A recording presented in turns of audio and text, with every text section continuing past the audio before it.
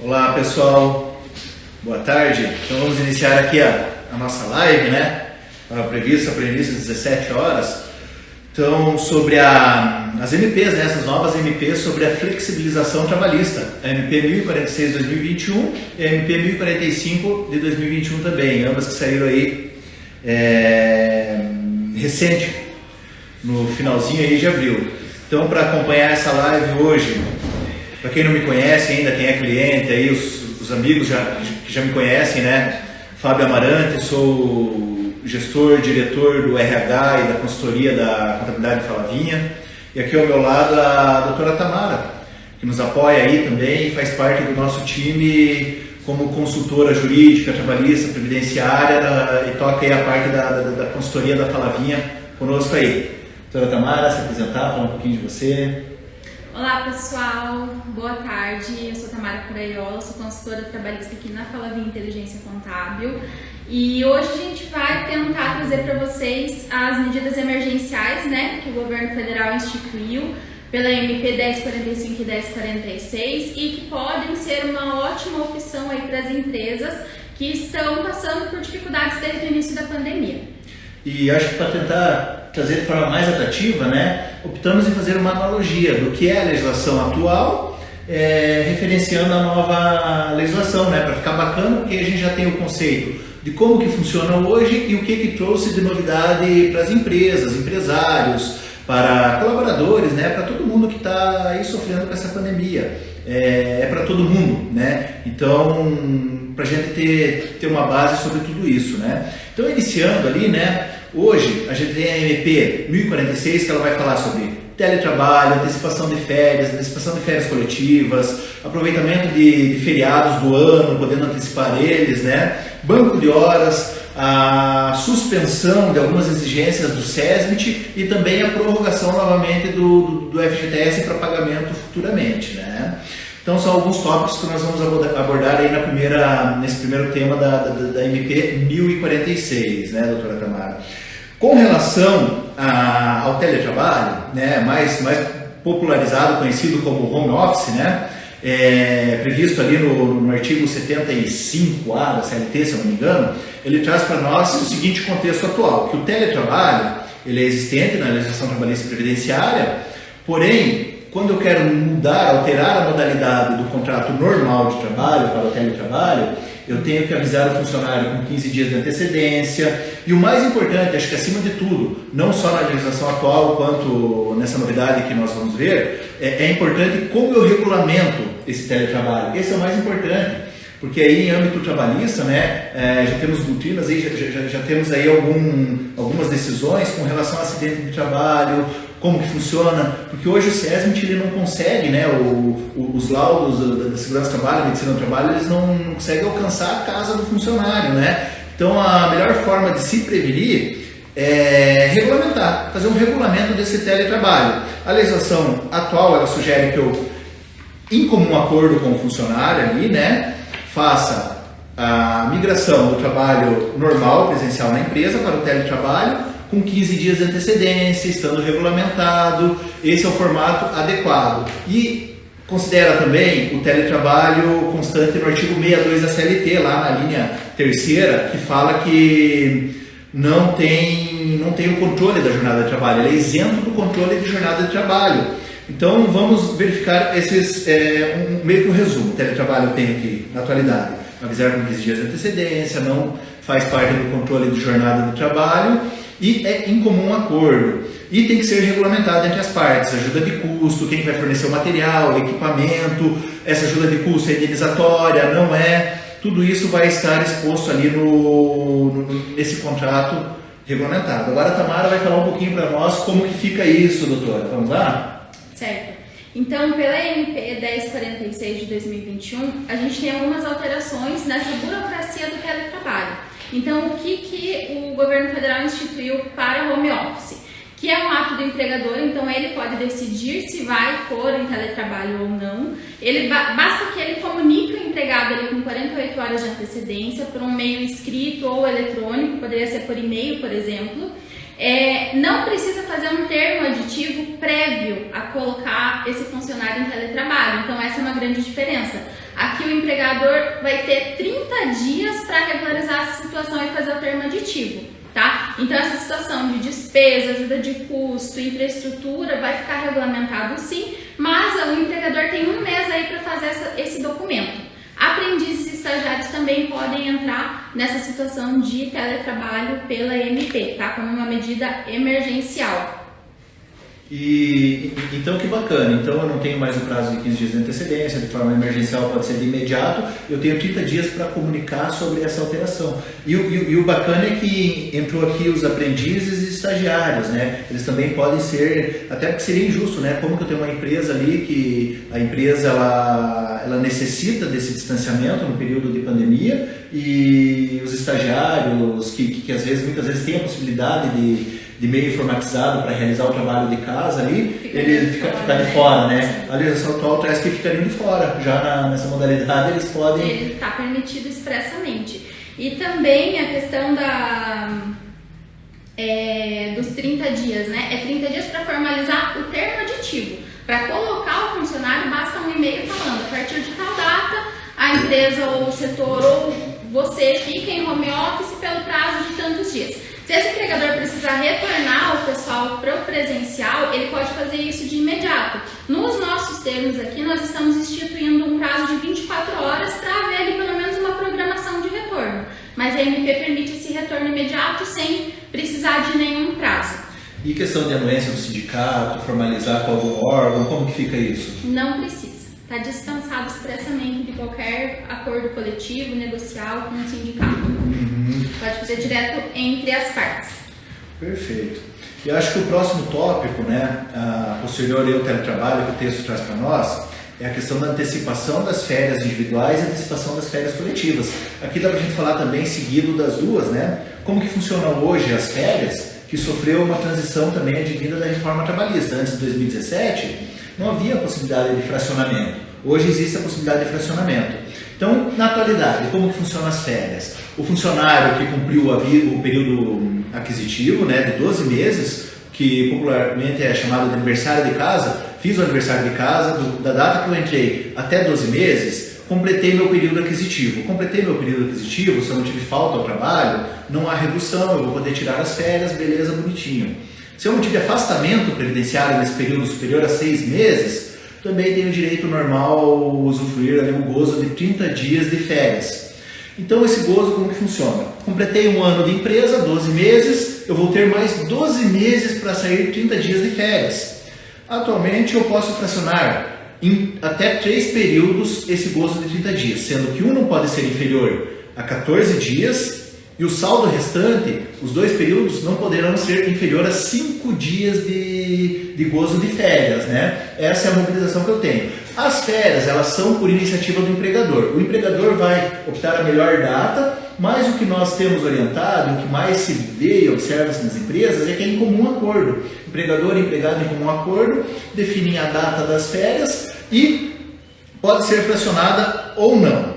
O gozo das férias, ele também pode ter o abono pecuniário. O funcionário pode vender 1/3 do que ele tem de direito das férias, se ele tem 30 dias de férias, ele pode fazer a venda de 10 dias na forma de abono pecuniário, o qual ele vai trabalhar esses 10 dias e vai receber esse valor. O que eu chamo a atenção, que eu acho muito importante a gente se atentar, é que as férias são nada mais, nada menos do que a antecipação do salário do funcionário, né? Mais 1/3 dessa remuneração. Por que eu chamo a atenção para isso? Porque na legislação atual eu tenho que antecipar o salário e pagar 1/3 de férias com 2 dias de antecedência à saída do gozo dessas férias. A legislação traz também para a gente que ela não pode ser até 2 dias que cai antes do descanso semanal remunerado, mais comum como domingo ou feriado que tenha durante o mês, né? Então, se eu vou dar férias para o funcionário, ela não pode iniciar na sexta-feira, ou na quinta, na quarta, retrair esses dias aí, né? São os pontos específicos sobre as férias individuais. Passou o prazo do período concessivo, ou seja, o funcionário trabalhou 12 meses, daqui 12 meses ele tem para tirar férias, se eu estourei esse prazo e não forneci férias, existe a figura das férias em dobro para esse funcionário. A diferença entre as férias normais e as férias coletivas é a antecipação. Nas férias normais eu não posso dar férias para o funcionário antes de completar um ano. Se eu fizer isso, a doutrina considera como recesso, né? Ela pode até descaracterizar as férias que são dadas antes de um ano completo ali pelo funcionário. As férias coletivas eu posso dar férias para todos os funcionários por setor ou a empresa inteira, mesmo ele não tendo, o grupo de funcionários não tendo o período completo, né? Assim ele, dependendo da quantidade de dias que ele tem direito, ou zera o período e começa a contar um novo período, ou ele tira o saldo durante o ano. É basicamente esse um apanhado geral, eu não vou entrar muito no assunto, senão a gente fica falando uma hora só de férias, né? Então, isso que a legislação traz na atualidade. Como que fica isso, doutora? Então, na MP 1046, que a gente tem uma flexibilização bem grande em relação a férias individuais. Então, como o Fábio falou, a gente só pode conceder as férias para o funcionário após 12 meses na regra comum. No caso da medida extraordinária, emergencial, a gente consegue antecipar período aquisitivo ainda não completo. Então, antes do funcionário completar 12 meses de casa, a gente consegue conceder essas férias, tá? E além disso, como que funciona, né? A gente tem um aviso de férias na CLT, né? Sim. 30 dias antes de antecedência eu tenho que falar para o funcionário, você vai sair de férias. E fazer isso por escrito. Aqui não. Aqui o legislador falou 48 horas. Comunique o funcionário em 48 horas que ele gozará férias em tal período e isso já será suficiente. E o principal é em relação às formas de pagamento.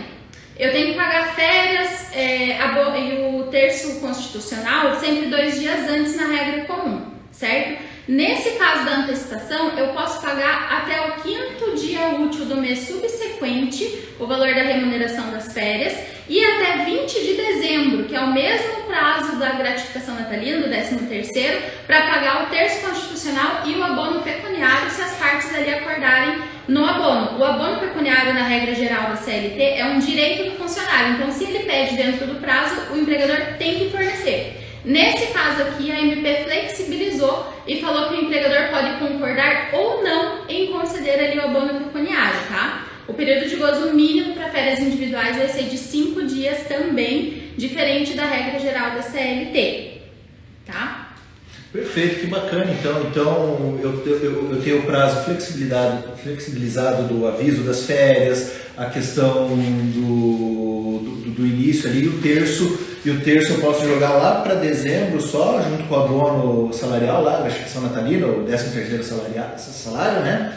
E uma dúvida, na esfera trabalhista, nós temos que compensar ali, se eu paguei férias na hora da rescisão, eu só posso descontar com férias, 13º com 13º. Se eu antecipei as férias desse funcionário no ato da rescisão, como que fica? Perfeito. Então ele não tinha direito às férias ainda e a empresa concedeu. Só que ocorreu ali um pedido de demissão no meio do caminho. Nesse caso, como a empresa pagou um direito que ele ainda não tinha adquirido, a norma permite o desconto dessa verba junto com a rescisão. Tá? Está expressamente permitido isso. Então a legislação traz o texto ali, né? Na legislação traz o texto falando que se eu antecipei férias, no momento da rescisão, eu posso descontar esse valor em rescisão. Isso, mas em caso de pedido de demissão. De pedido de demissão. Se for dispensa, aí já não tem essa... Aí não temos essa regra. O entendimento está inclinando, por enquanto, para não descontar, né? Porque a empresa concedeu, mas acabou interrompendo ali o contrato antes de adquirir o direito. Então, por enquanto, é entendimento. E férias coletivas é o mesmo tratamento? Tem alguma novidade para férias coletivas? Sim, no caso aqui, só para complementar as individuais, acho que eu não citei, dá para fazer também acordo para antecipar períodos futuros de férias. Um período que nem iniciou ainda. Que nem iniciou ainda. Só que daí isso tem que ser em acordo com o funcionário, tá? Só para a gente concluir as individuais. Nas coletivas, qual que ficou a diferença? A comunicação também em 48 horas de antecedência, pode ser por e-mail ou por um e-mail escrito. Com o prazo ali, né, vai começar as férias tal dia, vai retornar tal dia, pagamento mesma coisa, até o 5º dia útil do mês subsequente e o terço lá em dezembro junto com a gratificação natalina.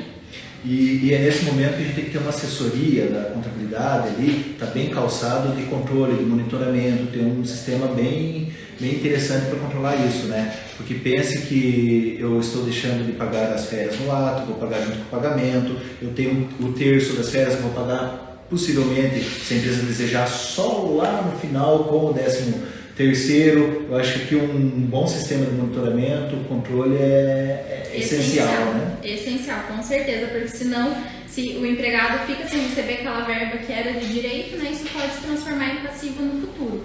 Na questão das férias coletivas também, na regra geral, a gente tem que comunicar ao sindicato da categoria e o Ministério do Trabalho, né, no prazo de 15 dias, antes das férias, para que isso fique regularizado. E aqui essa comunicação também ficou dispensada. Aquela comunicação que eu tenho que fazer com antecedência, visando a relação de funcionários, com usufruir de férias e tal, está dispensado.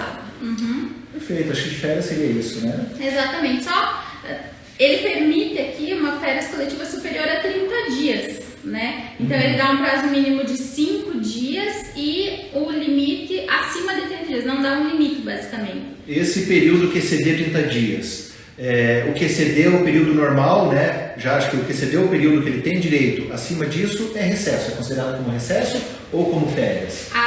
Por enquanto, pela redação da norma hoje, né, sem os entendimentos de doutrina, jurisprudência, dá pra gente interpretar que é tudo férias, antecipando períodos futuros, no caso das coletivas. Perfeito. E é bom frisar no documento, então, o que é coletivos e o que é normal, fazer bem detalhado o que é cada um. Com relação agora ao aproveitamento da antecipação dos feriados, né? Então nós temos os feriados no calendário ali, 2021 nós temos feriados até o final do ano, feriados decretados em lei, religiosos e feriados municipais e estaduais. Aquele rol de feriados, a CLT traz para nós hoje, lá no artigo 611A, cláusula 11ª, se não me engano, traz para nós que poderá ser antecipados feriados ou troca de feriados se em comum acordo com o sindicato. Então a empresa, em comum acordo com o sindicato, vai detalhar o feriado que ela deseja antecipar. Um exemplo, eu quero antecipar lá o dia 21 de abril, quero colocar ele para ir junto com o carnaval. Vou dar um carnaval lá que não é feriado determinado em lei para a maioria dos estados, né? Vou colocar ele como feriado. Vou antecipar isso aqui porque é uma época festiva e todo mundo ali fica, a maioria das empresas dão uma parada, né?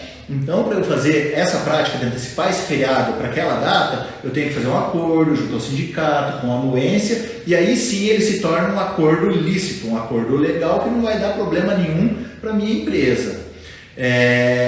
Se eu não fizer dessa forma, se eu fizer um acordo ali, né, de cavaleiros, como costumam dizer os antigos diziam, né, um acordo de cavaleiros, ele pode ser descaracterizado e o funcionário que trabalhou naquele período, além da empresa ser penalizada, ainda vai ter que pagar a hora extra 100% porque trabalhou no feriado. É basicamente isso. Porque o feriado nada mais nada menos é um dia do calendário, um DSR, que eu ganho sem ter que trabalhar. Então, se eu trabalhei, hora extra 100% é o que geralmente o juizado determina, né? Não que seja lícito a empresa inteira abrir no feriado, né? Isso que ele está querendo dizer. Eu vou abrir a empresa, pagar a hora extra e tudo certo. Pode dar problema com a fiscalização, porque eu estou abrindo num dia que deveria estar fechado. É mais ou menos isso, né, doutora Tamara, que funciona atualmente. O que trouxe para nós a CNT? Então, ela tirou, na verdade, o sindicato, né? Ela tirou a necessidade de um acordo coletivo para você aproveitar ali algum feriado. Então, o que ela está permitindo? Ela está permitindo o que foi feito no estado de São Paulo esse ano.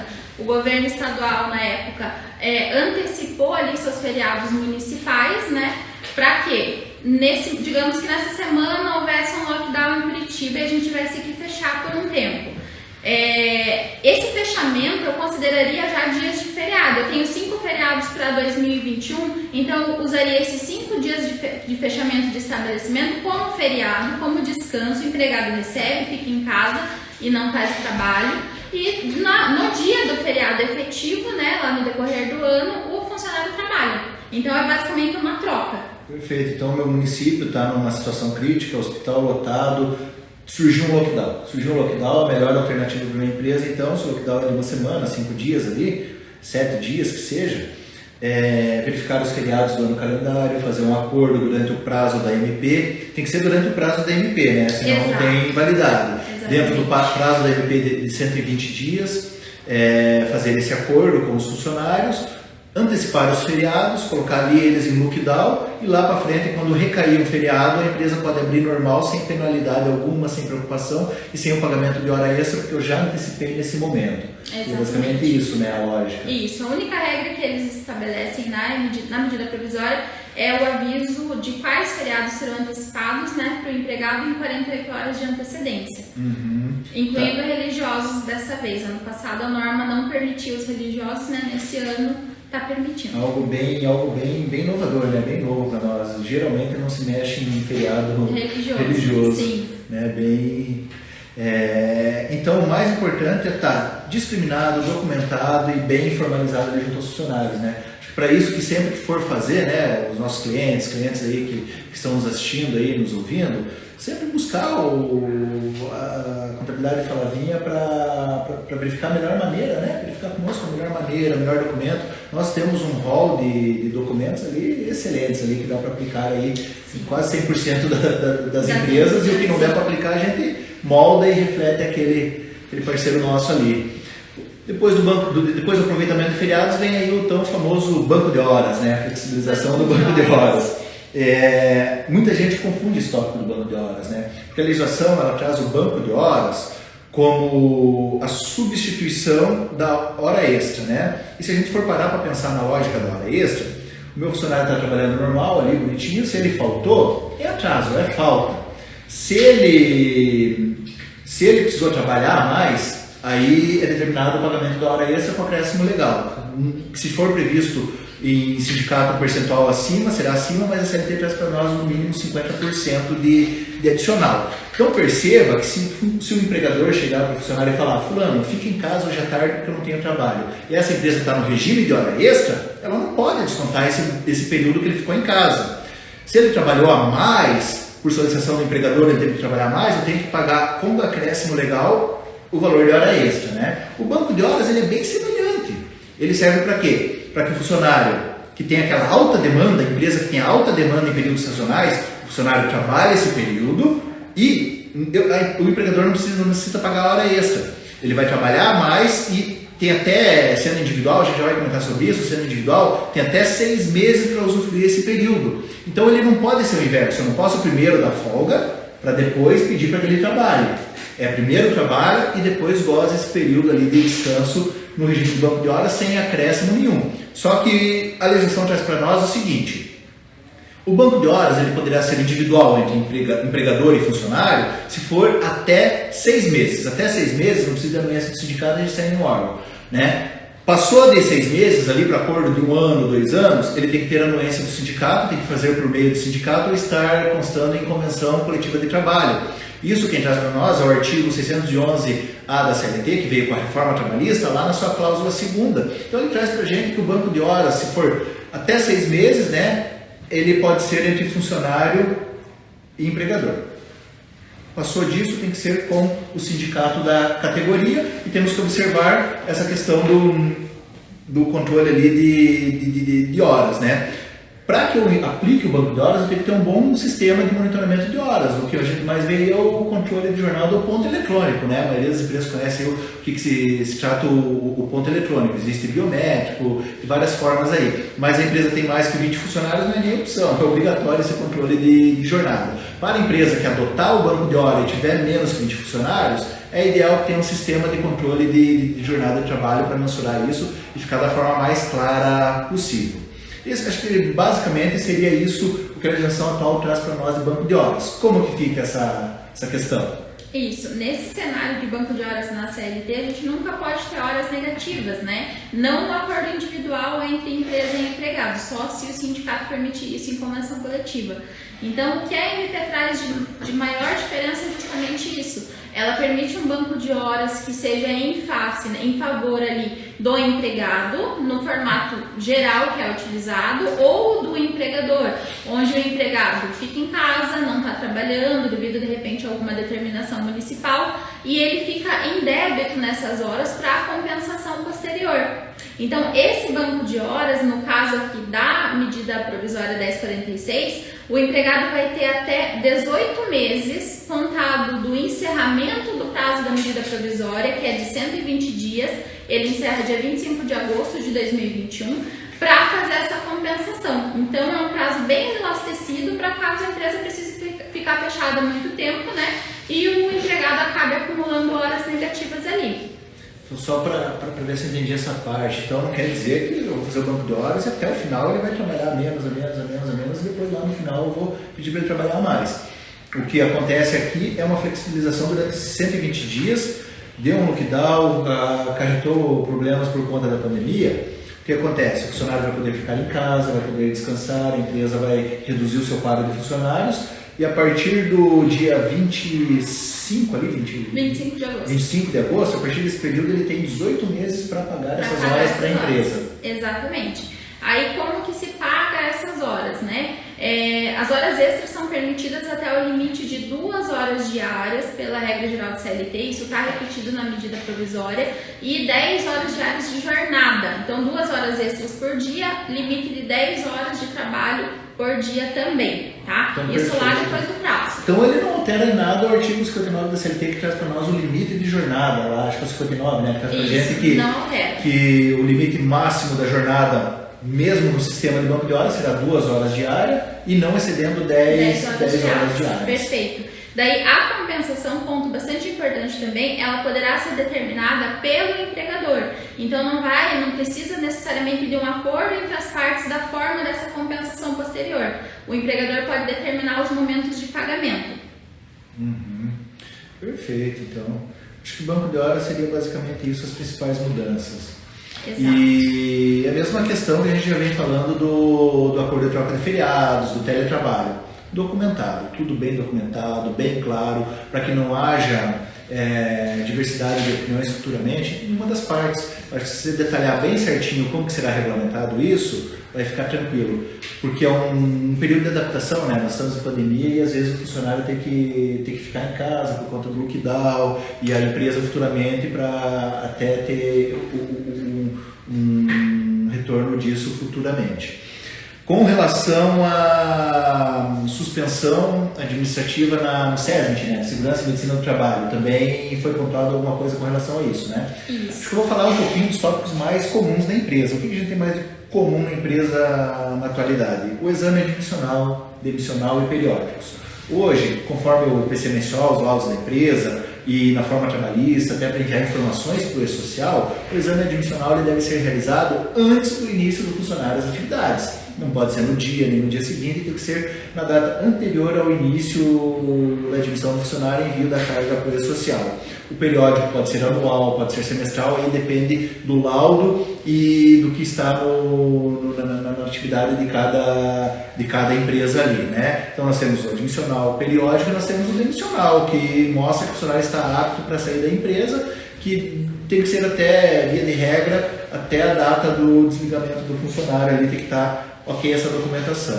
Nós temos também a questão da CIPA, que para as empresas que atingem o quadro de funcionário, existem reuniões mensais da CIPA, onde eles se reúnem para verificar o que pode ser feito para evitar acidente de trabalho, a questão do ambiente interno das empresas ali, né?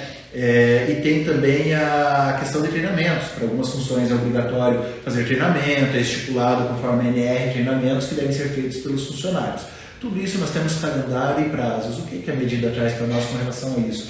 Perfeito. Esse é um ponto um pouco controverso, né, na medida provisória, porque em questão de saúde e segurança do trabalho a gente tem que sempre ir com cautela, né? Então, como a gente já tinha conversado antes, né, Fábio, qual que é a nossa recomendação profissional?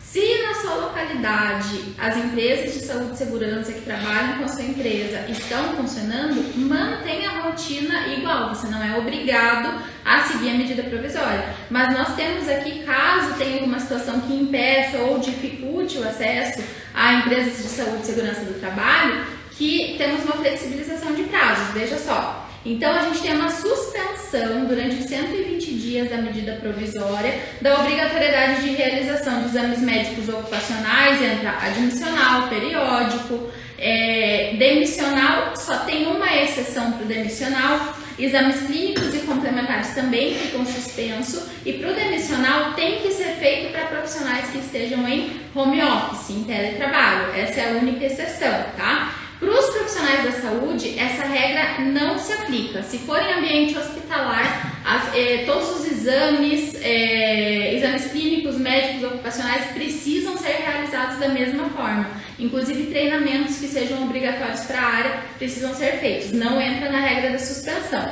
Esses exames suspensos eles precisam ser realizados no prazo de 120 dias, contados do encerramento também do prazo da medida provisória, tá? Agora, se o médico do programa da empresa, do PCMSO, entender que há risco em fazer essas prorrogações, ele pode determinar a realização normalmente dos exames, tá? Que acaba por... Todo exame é importante, né? Exame admissional, você vai conhecer a saúde do empregado antes dele estar no seu ambiente de trabalho. Então é bastante coerente que a empresa faça e siga os prazos normais, tá?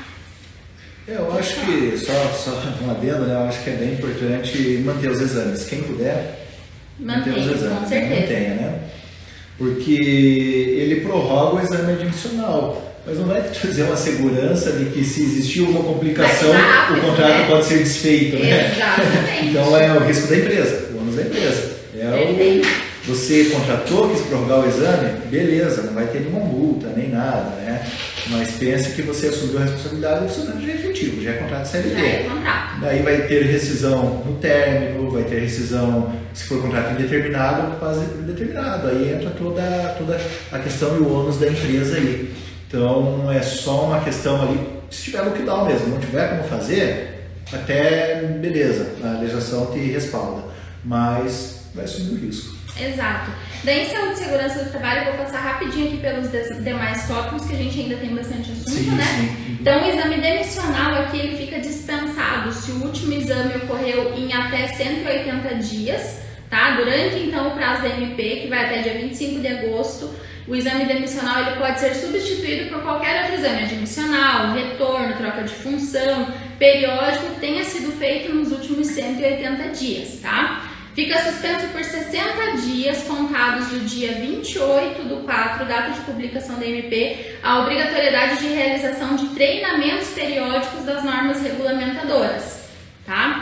Esses treinamentos que ficaram suspensos, eles vão ter prazo de 180 dias contados do fim do prazo da MP para ser realizado.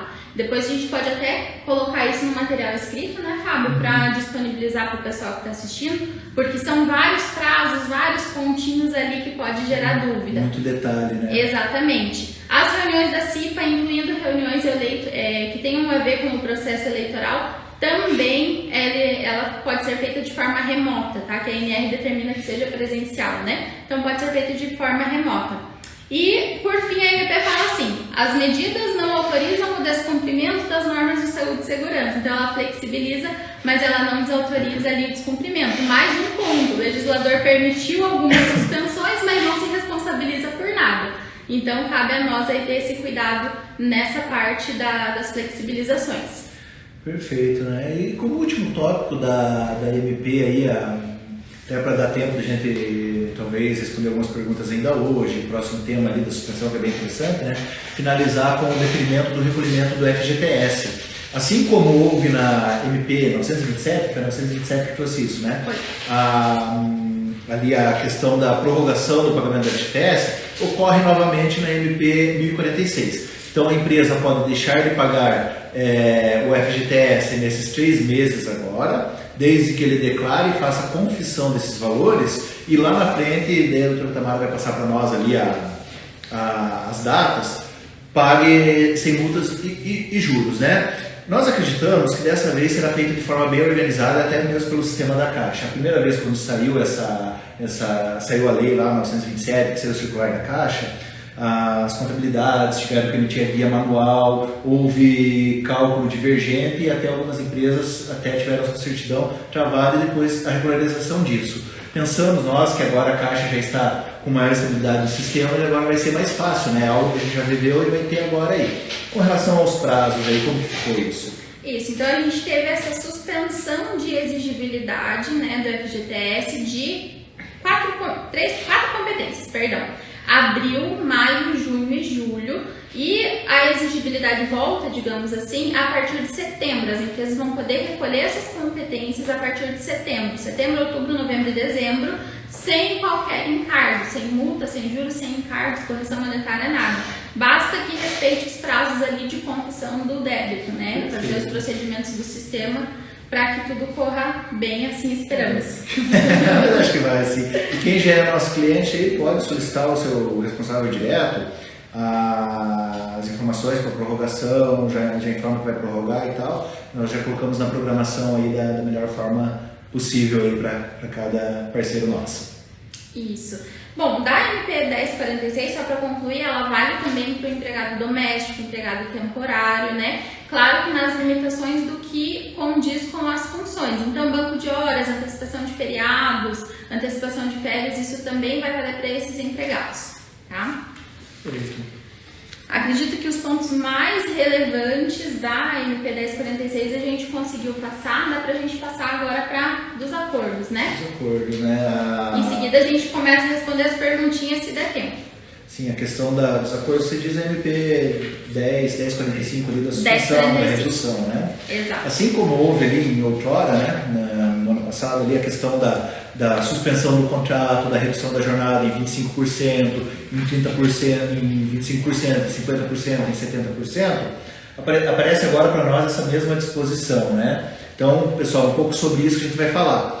Um pouquinho da operação, como que funciona, se eu reduzir da minha empresa ali, até que regime de empresa ou faturamento de empresa, que eu não vou ter que arcar com nenhuma ajuda compensatória, a partir da onde que eu tenho que ter uma ajuda compensatória, é um apanhado geral sobre esse tema agora. Vamos lá? Vamos lá. Eu acho que alguém perguntou ali, para estagiário também serve, né? Provavelmente seja isso a 1046. Para o estagiário, o que pode ser feito por enquanto, o teletrabalho, tá? Porque como ele não tem vínculo empregatício, ele não vai entrar nas demais regras da CLT, tá? Inclusive da MP. Então, para a gente começar aqui a 1045, né? O novo programa emergencial, a gente vai ter o quê? Acordos de redução e suspensão de contrato de trabalho, né? A redução em 25%, 50% ou 70%, com o pagamento pelo governo do benefício emergencial novamente. Esse benefício emergencial, ele é pago na forma do seguro-desemprego. Então, é calculado o que o empregado receberia de seguro-desemprego, se for redução, de acordo com a redução. Então, se reduziu 25%, vai ser 25% daquilo que o empregado receberia a título de seguro-desemprego. 50% e 70% igual, e na suspensão pode ser de 70% ou 100% do seguro-desemprego, vai depender de uma regrinha que a gente vai falar daqui a pouquinho, tá? Eu gostaria só de ilustrar, antes de entrar nessa regra, provavelmente, talvez eu tenha esteja até antecipando o que você vai falar, mas vamos pôr da forma prática, né? Vamos supor que eu tenho um funcionário, né? Vamos fazer uma conta com salário redondo e com percentual de 50% para não passar muita vergonha aqui. Então vamos supor que eu tenho um funcionário lá, um colaborador que ganha R$2.000 por mês. R$2.000 por mês, eu vou fazer a suspensão dele de metade da jornada. Eu vou optar pela redução de 50%. Esse mesmo percentual que é reduzido na jornada, ele é reduzido no salário. Então o funcionário trabalha 44 horas semanais. Vamos supor que esse meu funcionário trabalha 40 horas semanais. Vezes 5 semanas vão dar 200 horas mensais. Meu funcionário trabalha 200 horas mês e ganha R$2.000. Eu vou fazer a redução pela metade. A empresa passa a pagar para ele R$1.000 de salário, em contrapartida ele vai trabalhar 4 horas por dia, metade, 100 horas mensais, e o restante o governo vai pagar. Mas o governo não vai pagar R$1.000 para ele, que é 50% do salário. Vai pegar a base que ele teria direito do seguro-desemprego, aplicar 50% sobre essa base do seguro-desemprego e aí aplicar, fazer o valor, fazer esse pagamento para ele. Porque o seguro-desemprego ele tem um teto, ele tem um limite. E o funcionário que ganha R$2.000, quando ele recebe o seguro-desemprego, ele não recebe os R$2.000. Ele vai receber lá 80%, 70% desse valor. Então, o funcionário que tem essas condições, ele vai receber um pouquinho a menos do seguro-desemprego lá do Ministério do Trabalho. Aí que vem as novidades que acho que você vai falar para frente de quando o funcionário tem um salário acima de R$3.300, a questão da ajuda compensatória, tudo isso, né? Exato. Só para ficar bem claro aí o raciocínio como que funciona. Exatamente. Então, assim, na redução de contrato, se eu for reduzir 25%, que é o menor percentual permitido aqui, qualquer empregado pode participar, independente da remuneração. Mas na redução de 50% e 70%, o governo fez uma regra, tá? Qual que é a regra? É uma regra de faixa salarial. Então, empregados que recebam acima de R$3.300 até R$12.867, é um número ali que corresponde a 2 vezes o teto da Previdência, tá? Eles podem fazer os acordos de redução 50 e 70? Pode, mas precisaria de negociação sindical para isso. O sindicato teria que participar desse acordo para fazer essas reduções. E o governo trouxe uma saída para quem não quer envolver o sindicato, que é o pagamento de ajuda compensatória. Então, como que funciona para essa faixa salarial aqui? O governo vai entrar com um exemplo de 50%, né? A empresa vai pagar 50% de salário, numa jornada reduzida 50%. O governo vai pagar 50% de benefício emergencial, então vai ser 50% daquilo que ele receberia de seguro-desemprego. E a diferença até o salário dele normal, quem tem que complementar é a empresa. Se ela complementar esse valor, essa diferença, para alcançar o salário normal dele no mês, a título de ajuda compensatória, é a empresa. Essa ajuda compensatória é totalmente indenizatória, sem incidência de INSS, FGTS, não é base de cálculo para nenhuma verba trabalhista. Então, ela pode ser uma opção para a empresa também. Sim, então qual que é a lógica? Esse funcionário que recebe um salário um pouco maior, a legislação permite que seja lá reduzido em 70% e 50%, porém prevê uma ajuda compensatória para não ter um desfalque tão grande na renda familiar do funcionário. Eu vou suspender por 50%, o salário do funcionário lá, por exemplo, é uns 4 mil, esse já entra nessa faixa, né? Sim. Eu vou suspender pela metade, 50%, eu vou pagar 2 mil. O seguro-desemprego, ele tem o teto lá de 2.800 e pouquinho, acho que é alguma coisa assim, né? Isso, o seguro-desemprego nesse exemplo de 4 mil eu tenho o valor. Sim, valor. É R$955, que ficaria de auxílio já de benefício emergencial. Benefício emergencial. Então, o funcionário recebe 4 mil, eu reduzi pela metade, a empresa vai pagar 2 mil, ele vai trabalhar metade do período, ele não vai trabalhar as 220 horas, hein, pessoal? Ele vai trabalhar metade. Sim. Reduzir o salário pela metade, reduzir as horas, a jornada pela metade. A empresa vai pagar o 2 mil, que é condizente essa metade, os 50%, o governo vai pagar R$955. Para completar os 4 mil, aí que entra a ajuda compensatória, que a empresa vai pagar uma ajuda compensatória para que não traga um desfalque na renda do funcionário. Exatamente. Então é basicamente essa lógica. Isso vai funcionar só para... Depois a gente vai tabelar, vai colocar bem bonitinho ali para quem está acompanhando a live ali, vai expor nas suas redes a tabela bem certinha dessa questão salarial. Mas esse é o exemplo, então vai ter que ter ali a ajuda compensatória. Cabe lembrar que a ajuda compensatória é uma verba indenizatória, né? Ela não tributa imposto, não tributa nada. É uma ajuda compensatória que se torna uma verba indenizatória para que fique bom aí para ambos os lados. Exatamente. Bom, daí passando já para os acordos de suspensão, né? Os acordos de suspensão, a gente suspende a atividade do empregado, então ele não vai trabalhar, tá? Ele não pode trabalhar, inclusive, a fiscalização dessa vez no benefício emergencial, ela vai ser mais efetiva, tem critério de autuação já na primeira visita em caso de fiscalização, então ela vai ser mais pegada dessa vez. Os acordos de suspensão de contrato, eles funcionam em 100% ou 70% de benefício emergencial. Aonde que está a diferença? Na receita bruta da empresa em 2019, tá? Então, se a empresa em 2019 teve uma receita bruta acima de 4.800.000, o governo federal vai pagar 70% de benefício emergencial para o empregado suspenso e a empresa é obrigada a pagar 30% do salário dele a título de ajuda compensatória. Aqui é obrigatória essa ajuda, tá? E daí, no caso da empresa que teve um faturamento inferior a 4.800.000 em 2019, o faturamento até não é o termo correto, é receita bruta, né? Receita bruta inferior a 4.800.000, aí o benefício vai ser de 100% e a ajuda compensatória é opcional, a empresa paga ali se desejar. Então, a suspensão, ela tem uma ajuda compensatória que é devida para a empresa que faturou no ano de 2019, que atingiu 4,8.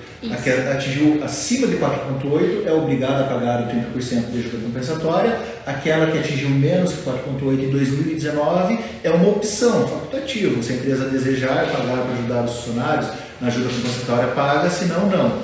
O porquê dessa ajuda compensatória para suspensões? Porque as suspensões de contrato, a empresa não vai pagar o salário ao funcionário, vem direto do governo, porém com base no seguro-desemprego, que é menor do que ele estaria recebendo se estivesse em atividade. Seria basicamente essa a lógica, e esse é o ponto de ter que notar. 4,8 é o meu limite para 2019, acima disso é devido, abaixo disso é facultativo por interesse da empresa, né? Exatamente. Daí nós temos aqui também na suspensão o prazo, né? Não só na suspensão, na redução também. O prazo é de 120 dias, mas aqui fica um ponto importante. Nesse momento, nós temos uma data limite para os acordos, que é o dia 25 de agosto. Então, quem está celebrando o acordo hoje, dia 30, por exemplo, não vai ter 120 dias de acordo, vai ter 118. Quem fizer o acordo dia 3 de maio, vai ter ali 115 dias. Então, esse prazo ele vai reduzindo, não é 120 dias completo para todo mundo. Isso aí é um pouquinho diferente da antiga, né? A antiga ele deixava você fazer, terminou a medida e se você fez, iniciou o acordo durante ali, você podia exceder. Agora, por um ponto é bom para quem trabalha na parte do RH, do departamento pessoal, porque não tem como estourar o limite, né? Exatamente. E com questão à estabilidade, prevê alguma coisa? Ah, sim. A partir do momento que você firmar um acordo de redução ou suspensão com o funcionário, ele automaticamente vai ganhar uma garantia provisória no emprego, uma estabilidade. Então, se firmar um acordo por 30 dias, a estabilidade vai ser de 30 dias durante o acordo e mais 30 dias quando acabar o prazo do acordo. Então, 30 vira 60, 60 vira 120 e assim sucessivamente. Tá? Perfeito. Acho que o conteúdo que a gente queria passar é basicamente esse, né? Vocês têm mais alguma coisa? Isso, daí dá pra gente pontuar aqui também que a garantia provisória no emprego, no caso de pedido de demissão e rescisão por acordo, né? Ela é dispensada a indenização, então essa garantia é renunciada pelo funcionário em caso de pedido de demissão e rescisão por acordo. E se a empresa acabar fazendo uma dispensa sem justa causa, ela precisa indenizar o funcionário do período restante do contrato. Aí, de acordo com o tempo de redução ou de suspensão, você acaba pagando um valor maior ou menor ali. Então, tem que tomar cuidado com essa parte. Uhum. E essa questão, só mais uma questãozinha, essa questão da estabilidade. A estabilidade é pelo tempo que foi acordado. Se eu fiz um acordo de 100 dias, a estabilidade vai ser 100 dias ou pelo período que durou? Por exemplo, um exemplo prático, eu fiz de 100 dias, mas com 50 eu interrompi. A estabilidade vai ser de 100 dias porque o acordo inicial é de 100 ou vai ser de 50 porque ele só ficou em 50 dias naquela condição? Certo. A gente ainda não consegue garantir essa resposta, tá? Por quê? Porque quem regulamentou essa situação no ano passado foi uma portaria editada pela Secretaria do Trabalho. Esse ano provavelmente vai vir essa portaria na próxima semana. Então a gente vai ter certeza, mas em tese, se seguir a mesma regra do ano passado, é durante o tempo que o acordo durou. Durou 50, a estabilidade então vai ser 50 mais 50, não o que estava previsto no contrato ali inicial, no acordo inicial de 100 dias ou outro prazo. Perfeito, acho que é basicamente isso, né? Acho que o conteúdo que a gente vai passar, um pouco do que está acontecendo, do que mudou, o que a gente gostaria de passar, é basicamente isso. As nossas portas são abertas, quem tiver dúvida, o nosso contato está aí. Podem fazer perguntas a qualquer momento, procurar a consultoria trabalhista e previdenciária, quem atende direto sua empresa aqui na contabilidade, tá? Sobre o conteúdo é isso. O que a gente vai fazer agora é verificar a questão de perguntas e respostas. Não sei se tem alguma coisa ali, algo que foi passado de perguntas e respostas para a gente acho que tocar um pouquinho essa parte. Quem quiser fazer pergunta, pode ir fazendo. Se tiver alguma coisa que não ficou claro, aproveita aí, que a gente tem uns 10 minutinhos ainda. Nós vamos ler aí um pouco das perguntas que estão aqui e à disposição para mais perguntas que tiverem. Vamos lá? Vamos lá. Então chegou algumas perguntinhas aqui pra gente, Fábio. Tem limite para antecipação de férias ou podemos antecipar quantos períodos o empregador solicitar ou necessitar? Então a MP ela não traz limitação, né? O que ela fala? Que o período aquisitivo incompleto, mas aquele que está em curso, por ato do empregador, ele pode solicitar antecipação. Agora, períodos futuros tem que ser mediante acordo entre as partes. Então, se o empregado disser que não quer, não vai ter antecipação de períodos futuros. Mas não tem limite, não tem limite. E tomar cuidado, né? Porque se você antecipar 1, 2, 3 anos do funcionário... Tem que pensar na questão do reflexo, a qualidade de vida no ambiente de trabalho. O funcionário trabalhando 2, 3 anos sem usufruir nada de férias, né? O quanto interessante vai ser isso para a motivação dele dentro da empresa, né? Exatamente. Daí nós temos aqui a próxima. Qual a data limite para fazer o pedido da medida provisória, né? Pensando ali nos acordos de redução e suspensão. Bom, a gente ano passado não tinha expresso em lugar nenhum, mas a gente não conseguia informar acordo com menos de 30 dias, né, Fábio? Tinha que ter um limite fechado. Então, se a gente for por essa lógica, se seguir a mesma regra, o limite seria ali dia 25 de julho, mais ou menos, para dar um mês de benefício emergencial. Mas era mais uma questão sistemática, sistemática, né? Não tinha a ver com a legislação. E daí não tinha como fazer, né? Não tem como burlar um sistema que está preparado para entender aquilo. Exatamente. Então, o prazo limite da MP em si é dia 25 de agosto. Tá? Tá, temos mais algumas aqui. Quantos dias posso suspender ou reduzir o empregado? Certo, então assim, o prazo da medida provisória é 120 dias e o limite dos acordos também é 120 dias, tá? O que acontece? A MP foi publicada no dia 28 e ela vem com previsão de que a data final dela é daqui 120 dias, então nossa contagem é 25 de agosto. Então, eu só tenho até lá para fazer esse acordo. Como eu tenho um prazo de 10 dias para informar sindicato, Ministério do Trabalho, para o empregado começar a receber o benefício emergencial, eu consigo retroagir do dia 28 até o dia 8, eu consigo retroagir 10 dias. Então, eu ainda consigo aproveitar 120 dias de acordo. Mas a cada dia que passa, eu perco um dia do acordo, do prazo de 120. Porque dessa vez tem prazo final, né? Tem data final. Não vai ultrapassar o prazo da MP. Como é elaborado o acordo do home office? Pode ser comunicado via WhatsApp? É complicado, né? Eu acho que quando a gente fala em acordo ali, né? É um acordo bem elaborado, extenso, né? Eu acho que até o WhatsApp hoje tende a ser uma ferramenta muito útil, né? A nossa orientação é que tenha sempre uma ferramenta ali que de forma comprobatória traga um retorno do que é utilizado. O e-mail é uma ferramenta bem bacana para informar isso, por e-mail, né? Até penso que possa ser pelo WhatsApp, você possa mandar pelo WhatsApp, desde que fique claro todas as cláusulas para as duas partes, né? O que é utilizado muito hoje, até para debater essas cláusulas, faz uma videochamada, esclarece as cláusulas do contrato que foi elaborado, faz ali conversa com o funcionário, sobre essa cláusula, sobre isso do contrato é isso, assim que vai funcionar, deixa de forma clara. Se for o caso, manda por WhatsApp, tendo a disponibilidade de outra ferramenta, manda pelo WhatsApp, pede para ele assinar, ele te retorna pelo WhatsApp. Não vejo muito impedimento, até porque ali não deixa tão claro a forma, né? Não deixa tão clara a forma. A forma fala meio escrito ou eletrônico. Então o WhatsApp, eu entendo que ele pode servir para comunicação, para colocar o funcionário em home office naquele prazo de 48 horas.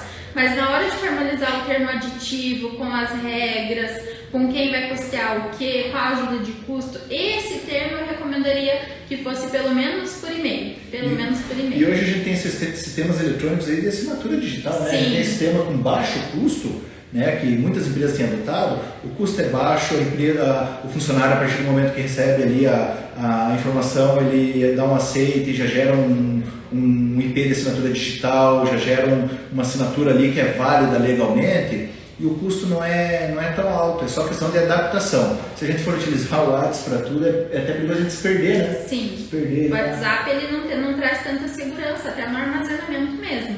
Então, o ideal seria pelo menos por e-mail. As assinaturas digitais são plenamente válidas para esse tipo de acordo, né? Então, pode ser utilizado sim. A próxima pergunta aqui é como funciona a estabilidade da suspensão ou da redução. Então, é da forma que a gente acabou de mencionar, né? Talvez a pergunta chegou antes da gente comentar, né? Acredito que sim. Então, o que acontece? 30 dias de acordo, 60 dias de estabilidade. Esse prazo sempre vai dobrar, digamos assim. O tempo do acordo é estável e o mesmo período depois que o acordo encerra, tá? Empresa com funcionário em sobreaviso pode reduzir o salário e jornada? Qual a base legal? Empresa com funcionário em sobreaviso pode reduzir o salário e jornada? Bom, aqui o sobreaviso ele é um tempo à disposição, né? Tanto que ele é remunerado de forma reduzida, mas ele é remunerado. Então, se reduzir, vai afetar esse sobreaviso. O empregado não pode ficar em sobreaviso durante a redução de contrato. Se ele tem uma redução para trabalhar 4 horas por dia, ele não pode ficar, além das 4 horas, mais 1 ou 2 horas de sobreaviso. Não pode, vai estar irregular e daí vai descaracterizar, vai ganhar uma autuação aí do Ministério do Trabalho se especialização, tá? Os colaboradores... E até entrando nisso, né, não adianta também eu reduzir a jornada de trabalho e colocar o cara para fazer hora extra, né? A mesma coisa. Eu reduzo a jornada e peço para ele fazer hora extra. Não é essa... O intuito não é essa a ideia da MP. A ideia da MP é reduzir a quantidade de funcionários no período de pandemia. Essa que é o intuito da legislação. Não adianta eu reduzir e pedir para ele fazer hora extra, não adianta eu reduzir e pedir para ele fazer banco de horas a mais e deixar ele de sobreaviso ali excessivo, né? Pode descaracterizar. Exatamente. Tem mais duas aqui, temos 5 minutinhos antes da live encerrar. Então, assim, os colaboradores admitidos após a vigência da MP poderão ser reduzidos e suspensos. A MP ela é clara em falar que somente os admitidos até a data da publicação da MP, então que no dia 28 de abril estão no e-social lá, admitidos, é que podem celebrar os acordos, tá? No dia 29 já não dá mais. E a última pergunta, a MP 1046 é válida, pode fazer acordo de 120 dias dia 25/8? Não, do estagiário, perdão. MP 1046 é válida para estagiário? Só no teletrabalho, a gente já respondeu. Pode fazer acordo de 120 dias dia 25/8? Não pode. Tem limitação dessa vez. Dia 25/8 é o prazo que acaba todos os acordos, a menos que saia alguma prorrogação pelo governo federal.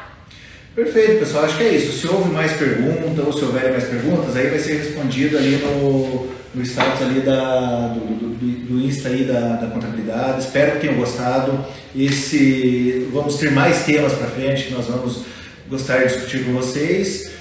Seria isso. Já fica a nossa apresentação, a forma com que gostamos de ministrar conteúdos. Espero que tenham aproveitado, espero que tenham gostado. E obrigado a atenção de todos aí. Obrigada, pessoal. Qualquer dúvida a gente fica à disposição aí para esclarecimentos pelo Insta da Fala Vinha Contábil. Até mais!